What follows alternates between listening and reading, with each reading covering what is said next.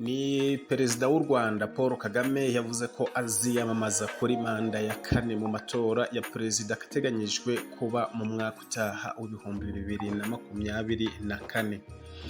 Mu nkuru yo mu Gifaransa y'ikinyamakuru Jeune Afrique cyo mu Bufaransa yatangajwe kuwa kabiri, aho BBC Gahuzamiryango ivuga ko ifitiye kopi, Kagame yabwiye icyo kinyamakuru ati Yego, rwose ndi umukandida.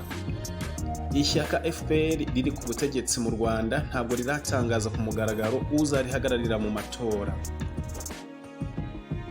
Abajijwe niba kongera gutorwa kwe ku buyobozi bwa FPR mu kwezi kwa Mata uyu mwaka ku majwi 99.8 mu maso ya rubanda bigaragaza ko ari we uzaribera n'umukandida mu matora ataha, Kagame yagize ati mumaze kuvuga ko byagaragaye mu maso ya rubanda, niko rero bimeze. Nshimishijwe n'icyizere abanyarwanda bangaragariza, nzabakorera buri igihe cyose nzaba mbishoboye.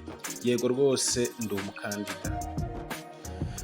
Muri icyo kiganiro umwanditsi mukuru wa Jeune Afrique Umufaransa François Soudan yabajije Kagame niba yirengagije uko ibyo bibonwa n'ibihugu byo mu burengerazuba nk'Uburayi na Amerika, ko uko kuguma ku butegetsi kwe imyaka irenga 20 bidahura n'indangagaciro zo kwitwara neza muri politike.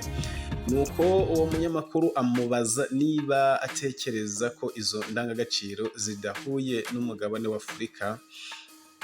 Jeune Afrique isubiramo amagambo ya Kagame asubiza, ubwo yasubije ati uburengerazuba bwihangane, ariko ibyo ibi bihugu byo mu burengerazuba bitekereza ntabwo ari ikibazo cyacu, ibyo ntibitureba. Kuri njyewe sinkimenya ibihuye n'indangagaciro z'uburengerazuba.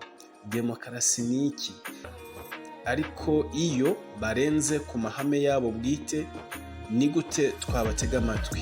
Gushaka gushinga demokarasi mu kundi muntu, ibyo ubwabyo biba byamaze kuba ihonyorwa rya demokarasi ubwabyo.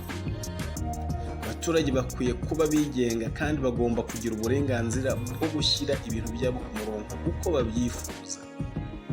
Kagame kuri ubu w'imyaka 65 amaze imyaka 23 ku butegetsi, ariko hari abanditsi bamwe nk'uwahoze ari umukuru w'inteko ishinga amategeko y'u Rwanda banditse ko na mbere y'uko aba perezida mu 2000, kuva igihe yari visi perezida FPR imaze gufata ubutegetsi mu 1994, ari we wagiraga ijambo rya nyuma mu ifatwa ry'ibyemezo.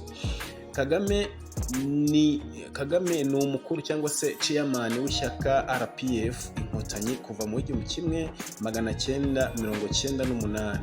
Naho muri 2015 amatora ya kamarampaka ariyo referendum ataravuzweho rumwe yakuyeho manda ebyiri z'imyaka 7 kuri perezida zateganywaga mu itegeko nshinga.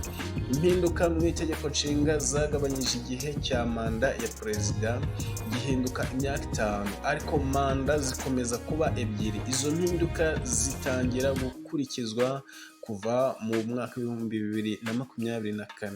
Ibi bivuze ko Kagame aramutse atsindiye manda yo guhera mu mwaka w'2024, abishatse ashobora kwiyamamariza indi manda nyuma yaho, akaba ashobora kuguma ku butegetsi kugeza nibura mu 2034.